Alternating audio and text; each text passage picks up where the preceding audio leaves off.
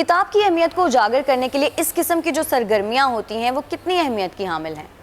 میرے خیال میں یہ بہت اہم، یہ جو ہو رہی ہے 5 دسمبر سے شروع ہوئی اور دسمبر تک یہ ایونٹ رہے گا۔ کراچی میں ایک ہی وقت میں 2 بڑے میگا ایونٹس ہو رہے تھے۔ ایکسپو سینٹر میں جو ہے وہ کتابوں کی میلہ لگا ہوا ہے اور بڑا ایکسپو سینٹر میں نمائش ہو رہی ہے۔ اس وقت جو ہے وہ تمام پبلشرز نے اپنے سٹال لگائے ہوئے ہیں اور یہاں پر بھی سٹال لگے ہوئے ہیں۔ آرٹس کونسل آف پاکستان میں یہاں بڑے ایونٹس ہوئے ہیں۔ پہلی دفعہ ایسا ہوا ہے کہ پاکستان کی جو دیگر قومی زبانیں ہیں ان زبانوں کو جو ہے وہ ایڈمٹ کرتے ہوئے ان کی اہمیت کو ہر زبان کا الگ الگ ہوا۔ سرائکی زبان کا الگ ہوا، سندھی زبان کا الگ ہوا، پنجابی زبان کا الگ ہوا اور بلوچی زبان کا الگ ہوا، پشتو زبان کا الگ ہوا۔ اس موقع پر سب کے اپنے اپنے پروگرام ہوئے، سب نے اپنی زبانوں میں جو ہے وہ اظہار کیا اور گفتگو ہوئی ہے۔ لوگوں نے جو ہے مقالے پڑھے ہیں۔ کراچی میں جو ہے سرائکی لوگوں نے اقبال سوکری کے، آپ نے بھی تو اٹینڈ کی ہے نا یہ کانفرنس، میں اس میں شریک رہا ہوں۔ میں ایک تو اقبال سوکری کے ساتھ شام منائی تھی، سرائکی دوستوں نے، ان کے ساتھ میں شریک تھا اور وہ بہت ہی اہم ایونٹ تھا میرے خیال میں کہ آرٹس کونسل کی ہسٹری کے اس کے اپنے تاریخ، یعنی یہاں تو بہت سرائکی پروگرام ہوتے رہے ہیں، بلوچی، ہند کو اور براہوی، ہر طرح کے پروگرام ہوتے رہے، لیکن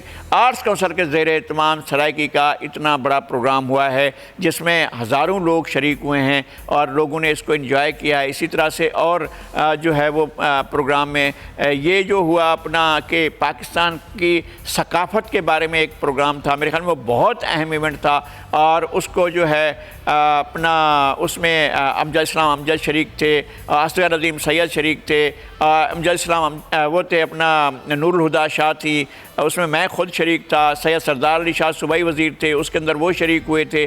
اور اس پروگرام میں جن لوگوں نے اظہار خیال کیا، غازی صلاح الدین تھے اور بہت سے دیگر لوگ بھی تھے، انہوں نے بڑا اہم اس پر اپنا انپٹ دیا ہے اور اپنی معروضات پیش کی گئی۔ بعد میں یہ کہا گیا ہے کہ سارے دوست جنہوں نے اظہار خیال کیا وہ اپنے خیالات پر ایک مقالہ لکھ کر بھیجیں ان کو، تاکہ وہ اس کو ایک سالانہ رپورٹ بنتی ہے، ان کی کئی ہزار صفحے کی رپورٹ ہوتی ہے جو چھاپی جاتی ہے، اس رپورٹ میں بھی شائع ہوں گے وہ آرٹیکلز۔ تو یہ میرے خیال میں ایک بہتر پیش رفت ہے سوسائٹی کو گن کلچر سے، ٹیررزم سے، انتہا پسندی سے، دہشت گردی سے اٹھا کر کتاب کی طرف، ایکٹیویٹی کی طرف، کلچر کی طرف، کلچرل ایکٹیویٹی کی طرف لانا جو ہے یہ بہت بڑی پیش رفت ہے۔ پاکستان ایک دوسری صورتحال میں سامنے آ رہا ہے۔ پچھلے دنوں طلبہ یونینوں پر پابندی کے خلاف مظاہرے ہوئے ہیں۔ اس میں سب سے افسوسناک بات یہ ہے کہ مظاہرہ کرنے والے طلبہ کے خلاف مقدمات بنائے جا رہے ہیں اور ان کو پولیس ڈھونڈ رہی ہے۔ یہ بہت زیادہ افسوسناک بات ہے۔ اگر آپ سیاسی سرگرمی کو اسپیس نہیں دیں گے تو پھر آپ لوگوں کو دھکیلیں گے دوسری طرف کو کہ وہ ٹیرر کی طرف جائیں، وہ انتہا پسندی کی طرف جائیں۔ فار گاڈ سیک لوگوں کو ایک سیاسی عمل میں شریک ہونے دیں۔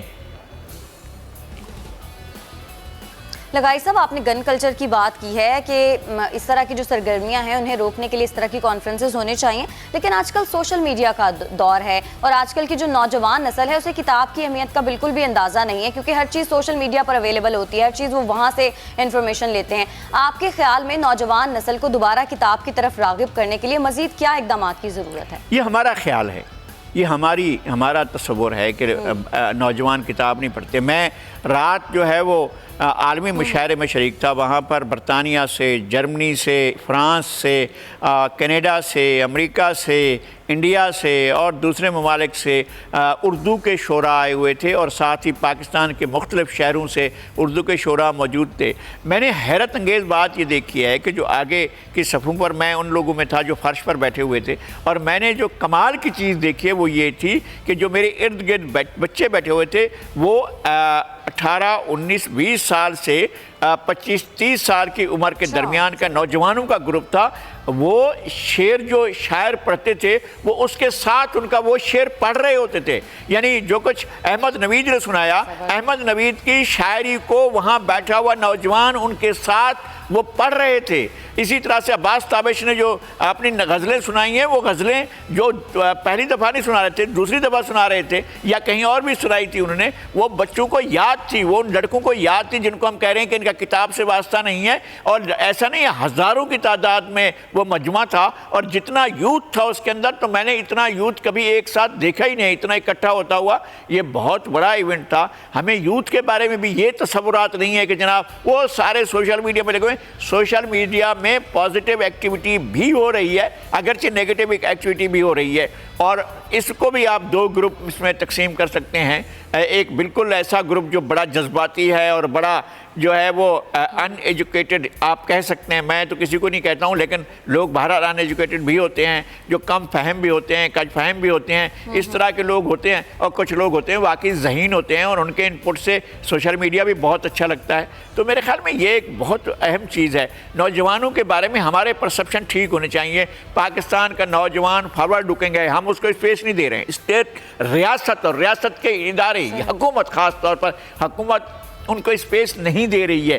اگر ان کو اسپیس ملے، اور اگر حکومت ڈیلیوری کی طرف آپ جائیں، آپ ایجوکیشن کا آپ بجٹ تو بڑھائیں.